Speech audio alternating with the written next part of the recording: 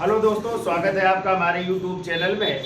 तो देखिए, आज एक नया टॉपिक हिस्ट्री में शुरू कर रहे हैं और वो है गुप्त वंश है। तो देखिए, गुप्त वंश के जानकारी जो है हमें जो है साहित्यिक जो है स्रोत है, पुरातात्विक स्रोत है या अभिलेखीय जो है उनसे जानकारी प्राप्त होती है। तो गुप्त वंश के जो संस्थापक थे वो कौन थे? श्री गुप्त थे। जबकि यदि बात की जाए कि इस वंश के वास्तविक संस्थापक कौन थे, तो चंद्रगुप्त प्रथम थे। कौन थे? चंद्रगुप्त प्रथम थे इस वंश के वास्तविक संस्थापक थे। ठीक है। यदि बात की जाए कि गुप्त वंश के अंतिम शासक कौन थे, तो विष्णु गुप्त थे। ठीक है।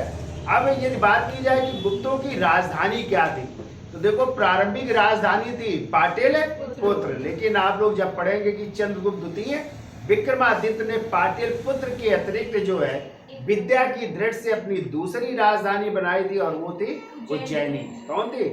उज्जैनी थी। ठीक है। तो जो संस्थापक थे यानी श्री गुप्त जो थे, उन्होंने केवल महाराज की उपाधि धारण की थी और उनके पुत्र जो थे घटोत्कच, उन्होंने भी केवल महाराज की उपाधि धारण की थी। लेकिन जिसे गुप्त वंश का वास्तविक संस्थापक माना जाता है यानी चंद्रगुप्त प्रथम को, उन्होंने उपाधि धारण की थी महाराजा धीराज की और एक संवत भी चलाया था जिसे कहते हैं गुप्त संवत। और इस गुप्त संवत की डेट है 319 ईस्वी या कहीं कहीं आपको 320 ईस्वी मिलेगी। ठीक है। तो पहले तो लिखिए कुछ घटनाएं जो है, तो लिखिए पहले संस्थापक गुप्त वंश क्या है, तो लिखते चलिए गुप्त वंश के संस्थापक। तो गुप्त वंश के संस्थापक लिखिए श्री गुप्त। श्री गुप्त है। फिर याद बात की जाए वास्तविक संस्थापक की, तो लिखिए वास्तविक संस्थापक। वास्तविक संस्थापक और गुप्त वंश के वास्तविक संस्थापक हैं चंद्रगुप्त प्रथम। चंद्रगुप्त प्रथम इस वंश के वास्तविक संस्थापक हैं। अब ये बात की जाए कि गुप्त वंश के अंतिम शासक कौन है। अंतिम शासक लिखिए विष्णुगुप्त है। विष्णुगुप्त ठीक है। अब ये बात की जाए राजधानी की कि गुप्तों की राजधानी क्या थी, तो राजधानी आप लोग दो राजधानी लिखिए। पहली लिखिए पाटिलपुत्र, पाटिल पुत्र राजधानी थी, और दूसरी राजधानी थी वल्लभी, और इसको राजधानी बनाया था चंद्रगुप्त द्वितीय विक्रमादित्य ने। चंद्रगुप्त द्वितीय उज्जैनी थी। ठीक है, वल्लभी नहीं थी, उज्जैनी थी। तो विद्या की दृष्टि से इन्होंने राजधानी बनाई थी उज्जैनी को। तो दूसरी राजधानी थी उज्जैनी और इसको बनाया था चंद्रगुप्त द्वितीय विक्रमादित्य ने। ठीक है। अब यदि बात की जाए जानकारी के स्रोत कि गुप्तों के विषय में जानकारी हमें किससे मिलती है, तो जानकारी के स्रोत, तो जानकारी के स्रोत में आप लोग जो है पहले तो हमें पुराणों से जानकारी मिलती है, और पुराणों में भी बात की जाए तो गुप्तों की जानकारी हमें वायु पुराण से प्राप्त होती है। इसके बाद लिखिए कालिदास की पुस्तक, और कालिदास की पुस्तक है अभिज्ञान शाकुंतलम, से भी हमें गुप्त वंश की जानकारी प्राप्त होती है। अभिज्ञान शाकुंतलम।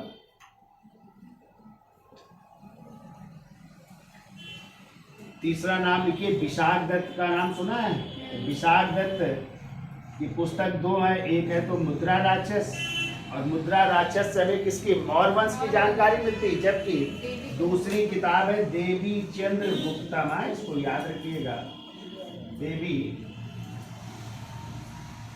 चंद्र गुप्तम, इससे जो है हमें गुप्त वंश की जानकारी प्राप्त होती है। तो विशाल दत्त की पुस्तक देवी चंद्र गुप्तम से गुप्त वंश की जानकारी मिलती है।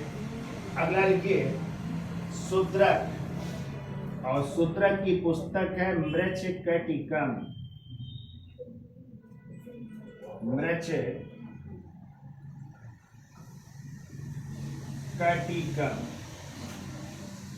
इससे भी हमें गुप्त वंश की जानकारी प्राप्त होती है। फिर लिखिए वात्सायन, और वात्सायन की पुस्तक है कामसूत्र। कामसूत्र, इससे भी हमें गुप्त वंश की जानकारी प्राप्त, यहाँ तक आ रहा है, तो इससे भी हमें गुप्त वंश की जानकारी प्राप्त होती है। ठीक है। फिर देखिए वाणभट्ट की पुस्तक, वाणभट्ट की पुस्तक दो है, हर्षचरित और कादम्बरी। तो हमें वाणभट्ट की पुस्तक हर्ष चरित से जो है गुप्तों की जानकारी प्राप्त होती है। इसके अलावा वर्धन वंश के शासक थे हर्षवर्धन। हर्षवर्धन एक शासक होने के साथ साथ एक साहित्यकार भी थे, और इनकी रचनाएं हैं 3, इनसे भी हमें गुप्तों की जानकारी प्राप्त होती है। एक किताब है नागानंद, दूसरी पुस्तक है प्रियदर्शिका, और तीसरी पुस्तक है रत्नावली। तो इनसे भी हमें गुप्तों की जानकारी या गुप्त शासकों के बारे में जानकारी प्राप्त होती है। ठीक है। तो ये भी लिख लीजिएगा, वात्सायन की कामसूत्र, वाणभट्ट की हर्षचरित, दूसरी इनकी एक और किताब है, लिख लेना, कादम्बरी है। तो ये तो हो गए जानकारी के स्रोत जिनसे हमें गुप्त वंश की जानकारी प्राप्त होती है। अब किन शासकों ने इनके विषय में कि ये किस जाति के थे, किस धर्म को मानने वाले थे, उनकी हम चर्चा कर लेते हैं। इतना लिख लीजिए, फिर इसको बिगाड़ करके फिर इधर लिखते हैं। लिखिए इतना। तो देखिए ये गुप्त शासक किस जाति के थे, किस वंश से थे, उनकी चर्चा कर लेते हैं। तो इतिहासकार है काशी प्रसाद जायसवाल, और काशी प्रसाद जायसवाल जी कहते हैं कि ये लोग जो है जाट जात के थे या शूद्र जात के थे, और कहाँ के रहने वाले थे, पंजाब के रहने वाले थे। ठीक है। ऐसे रोमिला थापर जी कहती इनके नाम के आगे गुप्त लगा है, तो ये किस जात के थे, वैश्य जात का उन्होंने माना है। जबकि मंजूमदार जो है उन्हें चंद्रवंशी है, क्षत्रिय कहते। तो अलग अलग इतिहासकारों ने अलग अलग माना है, लेकिन जो ज्यादा उपयुक्त है कि गुप्त वंश किस वंश से संबंधित है, तो वो वैश्य जात के थे। ठीक है। किस जात से थे, वैश्य जात के थे, ये ज्यादातर इतिहासकारों ने माना है। ठीक है। तो चलिए पहला लिखिए, देखो काशी प्रसाद जायसवाल के अनुसार है, काशी प्रसाद जायसवाल के अनुसार इन्होंने कहा ये जो है जाट या शूद्र जात के थे। ठीक है। जाट या शूद्र जात के थे और पंजाब के निवासी थे, पंजाब माना है। फिर आइए आरसी मंजूमदार, रमेश चंद्र मंजूमदार है पूरा नाम है इनका, आरसी मंजूमदार। और एक और नाम लिखिए गौरी शंकर ओझा है, तीसरा नाम लिखिए गौरी शंकर ओझा। इन्होंने माना ये चंद्रवंशीय क्षत्रिय थे। तो दोनों लोगों का लिख लीजिएगा, चंद्रवंशीय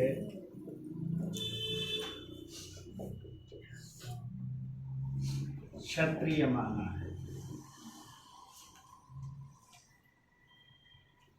हेमचंद्र राय चौधरी, 14 नाम लिखिए, हेम चंद्र राय चौधरी।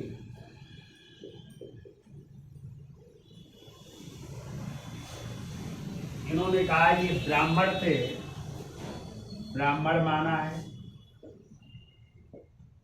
और कहते हैं इनका गोत्र था धारण गोत्र के थे, धारण गोत्र से संबंधित है, ठीक है। और कहा ये एक और कि पुष्यमित्र शुंग, जो शुंग वंश के संस्थापक थे, पुष्यमित्र शुंग की पत्नी थी जिनका नाम था धारणी, तो उनसे संबंधित माना, इसलिए ये धारण गोत्र कहलाता है, ठीक है। तो धारणी से संबंधित माना है और इसलिए ये कहते ब्राह्मण थे और धारण गोत्र के थे, ठीक है। फिर देखिए रोमीला थापर, पांचवा नाम लिखिए, रोमीला थापर। और एक और इतिहासकार है अल्तेकर महोदय, अल्तेकर महोदय। इन्होंने कहा है कि ये लोग जो है वैश्य जाति के थे, चूंकि इनके नाम के आगे गुप्त लगा है और ये जो है वैश्य जाति के हैं। और कहते हैं ज्यादातर अधिकांश जो है इतिहासकार इनको क्या मानता है, वैश्य ही मानता है। तो लिख लो अधिकांश इतिहासकारों ने, अधिकांश इतिहासकारों ने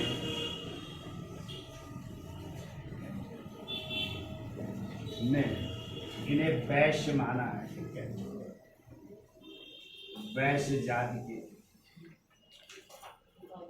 ये ज्यादातर जो है, ज्यादातर इतिहासकारों ने इन्हें वैश्य माना है, ठीक है। अब देखिए इस वंश के संस्थापक कौन थे, तो कितना लिख लो,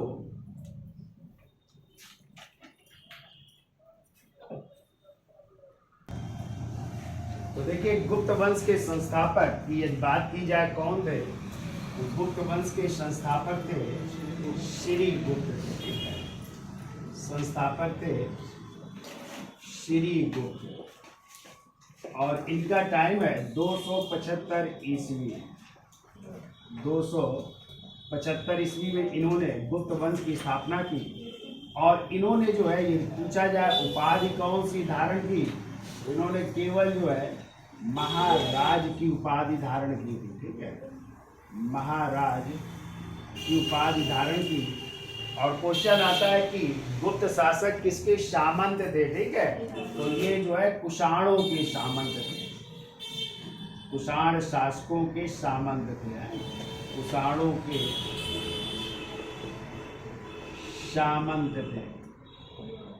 और अभी क्वेश्चन आया था टीजीटी में कि कुषाणों ने पतलून गुप्त शासकों ने पतलून पहनना किससे सीखा। ये भी टीजीटी का क्वेश्चन है पिछले साल का, ठीक है, तो याद रखिएगा किससे सीखा था, इन्हीं कुषाण शासकों से उन्होंने पतलून पहनना सीखा। यानी इसका मतलब जो कुषाण शासक थे वो पैंट यानी पतलून पहनते थे और उसी से इन लोगों ने सीखा भी था, ठीक है। तो ऐसे भी क्वेश्चन आ जाते हैं, तो इनको भी याद रखिएगा। तो अब देखिए इसके बाद जो है श्री गुप्त के बाद उनके पुत्र बने और उनके पुत्र का नाम है घटोत्कच। तो घटोत्कच अगले शासक बनते हैं और इन्होंने भी उपाधि धारण की थी महाराज की। तो इनकी भी उपाधि है महाराज की, इन्होंने भी उपाधि धारण की, ठीक है। तो ये भी महाराज की उपाधि धारण करते हैं। अब यदि बात आए कि इस वंश के वास्तविक संस्थापक कौन थे, तो वास्तविक संस्थापक है चंद्रगुप्त प्रथम। कौन थे? चंद्रगुप्त प्रथम। वास्तविक संस्थापक हेडिंग डालिए, वास्तविक संस्थापक चंद्रगुप्त प्रथम, चंद्रगुप्त प्रथम है। इनका टाइम लिखिए या तो आपको मिलेगा 319 ईस्वी से लेकर के 335 ईस्वी में, ठीक है, या फिर 320 भी मिल सकता है। दूसरा एक और देख लीजिए, 320 ईस्वी से लेकर के 335 ईस्वी में, ठीक है। तो ये है चंद्रगुप्त प्रथम का टाइम है, ठीक है। देखिए चंद्रगुप्त प्रथम को गुप्त वंश का क्या कहते हैं, वास्तविक संस्थापक कहते हैं। और इन्होंने उपाधि धारण की थी, तो इनकी उपाधि लिखिए महाराजाधिराज की, महाराजाधिराज। तो देखिए श्रीगुप्त और घटोत्कच ने केवल महाराज की उपाधि धारण की थी, लेकिन चंद्रगुप्त प्रथम ने महाराजाधिराज की उपाधि धारण की, ठीक है। और जो इनके राज्याभिषेक की डेट है उसी को चलाया गया गुप्त संवत के रूप में, ठीक है। तो इसी को गुप्त संवत भी कह सकते हैं। इसी का एक और नाम है, याद रखिएगा, इसको बल्लभी संवत भी कहते हैं। कभी कभी बल्लभी संवत की भी डेट पूछ लेते हैं। गुप्त संवत या बल्लभी संवत की डेट एक ही है, और वो है या तो आपको 319 ईस्वी मिलेगी या फिर मिलेगी 320 ईस्वी, ठीक है।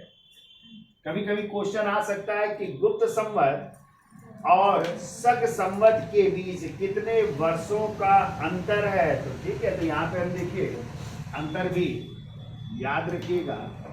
गुप्त संवत और गुप्त संवत की डेट क्या है, 319 ईस्वी कर लेते हैं, इसके अनुसार निकाल लेते हैं। और शक संवत की डेट, शक संवत की डेट है 78 ईस्वी। तो दोनों ईस्वी ईस्वी में है ना, तो घट जाएंगी, तो घटा लीजिए। तो 1, 11 में 7 गए, 4, इधर 2।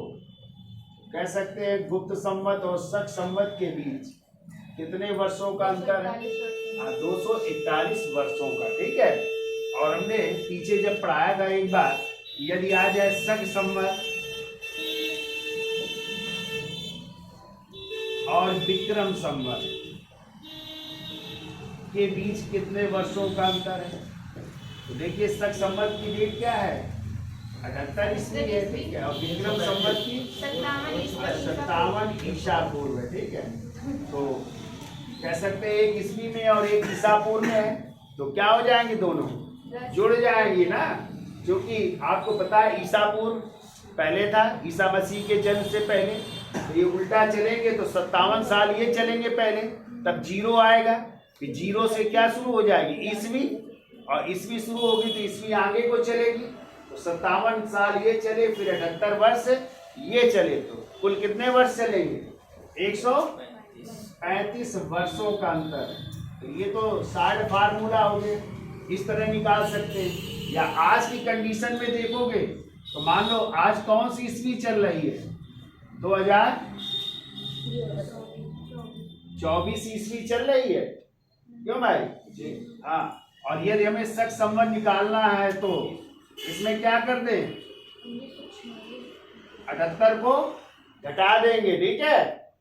तो क्या आ जाएगी, 14 में 8 गए 6, 11 में 7 गए 4, और इधर क्या आ जाएगी 1946, क्या आ गई ये डेट, शक संवत की डेट, ठीक है, शक संवत की डेट आ गई।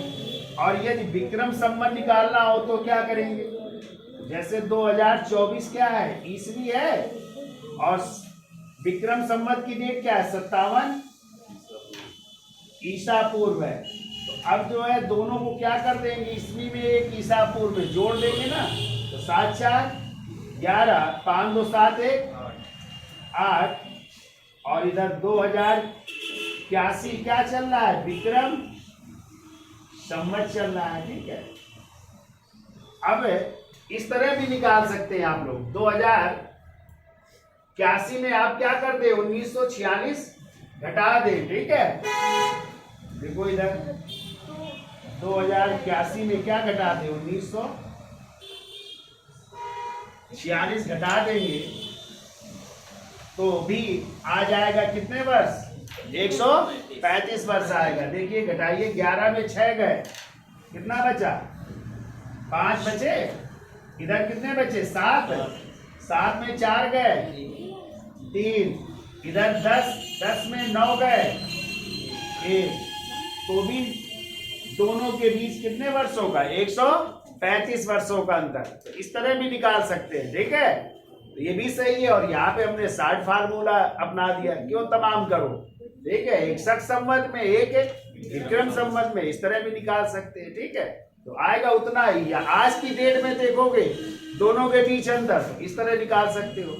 2024 में 78 घटा दो तो आ जाएगी शक संवत, और इसमें 2024 में 57 जोड़ दो तो क्या आ जाएगी? विक्रम।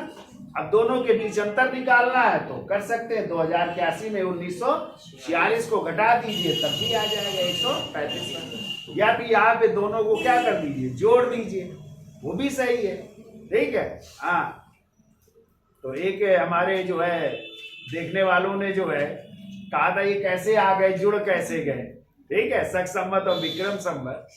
हाँ, यही थी कहानी, ठीक है।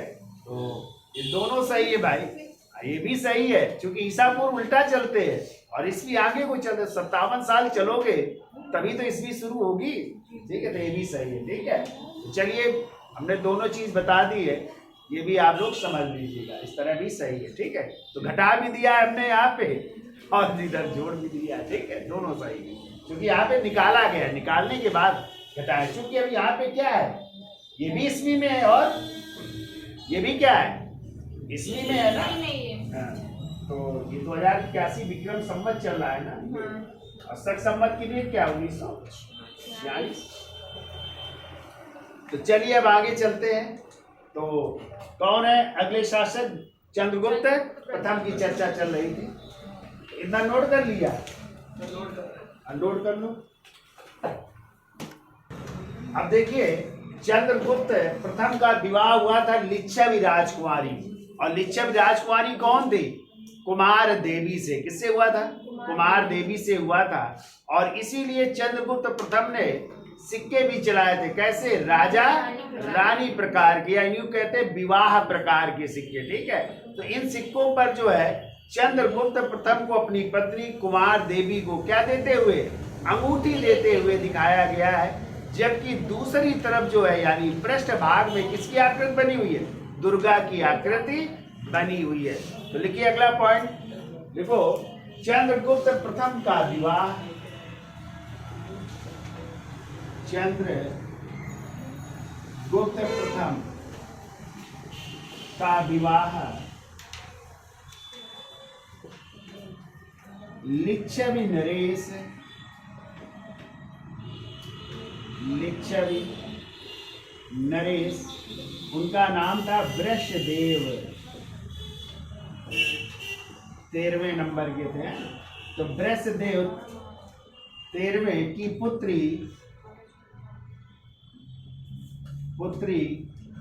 कुमार देवी के साथ हुआ था, कि पुत्री कुमार देवी के साथ हुआ था, ठीक है। फिर के अगला पॉइंट, चंद्रगुप्त प्रथम ने राजा रानी प्रकार की, राजा रानी प्रकार भी कह सकते हैं, इनको विवाह प्रकार के सिक्के भी कह सकते हैं, विवाह प्रकार के सिक्के चलाए। और इन सिक्कों पर अपनी पत्नी कुमार देवी को, अपनी पत्नी कुमार देवी को क्या देते हुए? अंगूठी देते हुए, अंगूठी देते हुए दिखाया गया है। जबकि पृष्ठ भाग में, यानी दूसरी तरफ, दुर्गा की आकृति अंकित है, दुर्गा की आकृति अंकित है, ठीक है, दुर्गा की आकृति अंकित है। तो ये कहानी है चंद्रगुप्त प्रथम की, ठीक है। अब चंद्रगुप्त प्रथम की मृत्यु के बाद उनके पुत्र समुद्रगुप्त अगले क्या बनेंगे, शासक बनेंगे। लेकिन कहते हैं समुद्रगुप्त से पहले एक और शासक का नाम आता है और उस शासक का नाम है कांच, ठीक है। हाँ, तो लेकिन कुछ लोग कहते हैं वो समुद्रगुप्त के भाई थे, ज्यादा ऐतिहासिकता नहीं, लेकिन कुछ उनके सिक्के प्राप्त हुए हैं, इसलिए हो सकता है कुछ समय के लिए कौन बने हो, कांच शासक रहे हो, ठीक है। तो उनकी भी हम चर्चा कर लेंगे।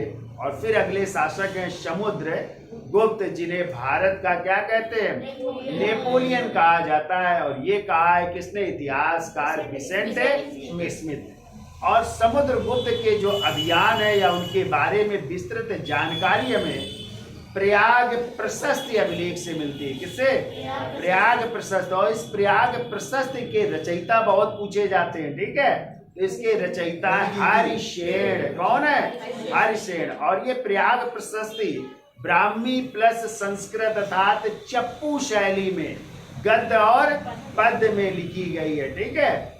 और इसके निर्गत करता भी अब क्वेश्चन आ रहा है, कौन इसके निर्गत करता है, तो वो थे तिलक भट्ट ने इसको निर्गत करवाया था। तो इसमें समुद्रगुप्त के सैनिक अभियान, कहाँ के, उत्तर भारत के और दक्षिण भारत के सैनिक अभियानों की जानकारी प्राप्त होती है, ठीक है। किस पंक्ति में किस सैनिक विजय की जानकारी, उसकी भी चर्चा करेंगे। विदेशों संबंध भी थे, उसके सीमावर्ती राज कौन थे, ये सब जानकारियां हमें किससे मिलती है, प्रयाग प्रशस्ति अभिलेख से मिलती है। और उसने इन राजाओं के प्रति यानी उत्तर भारत और दक्षिण भारत के राजाओं के प्रति कौन सी नीति अपनाई थी, उसकी हम चर्चा करेंगे, ठीक है। तो उत्तर भारत के प्रति जो है उसने प्रश्नोत्तरण की नीति अपनाई थी, जबकि दक्षिण भारत के राजाओं के प्रति ग्रहण मोक्षानुग्रह की नीति अपनाई थी। ये क्या थी, इनकी भी हम चर्चा करेंगे, ठीक है। एक और क्वेश्चन आता है कि प्रयाग प्रशस्ति जो अभिलेख है, इसमें और किन किन शासकों के बारे में वर्णन है। तो आपको याद रखना है कि पहले ये अशोक का था, अशोक के बाद अब किसका हुआ, समुद्रगुप्त का है, फिर आगे चल करके किसका होगा, हाँ, इसमें जो है जहांगीर का, फिर बीरबल का भी इसमें लेख मिला हुआ है। तो कई ऐसे राजाओं का भी उल्लेख मिलता है। और पहले ये था कहाँ पे, कौशाम्बी में, कहाँ पे था। और इसको फिर जो है अब इलाहाबाद के किले में रखा हुआ है, तो इसको ले जाने का श्रेय भी दिया जाता है जहांगीर ने अकबर के शासन काल में कहाँ ले गए थे, इलाहाबाद, ठीक है। तो इलाहाबाद के किले में है, वहाँ पे रखा हुआ है, ठीक है। क्या क्या जानकारियाँ मिलती उसकी भी हम चर्चा कर लेंगे, ठीक है। तो आज के लिए इतना रखते हैं। तो वीडियो अच्छा लगा हो लाइक शेयर और सब्सक्राइब करें। धन्यवाद।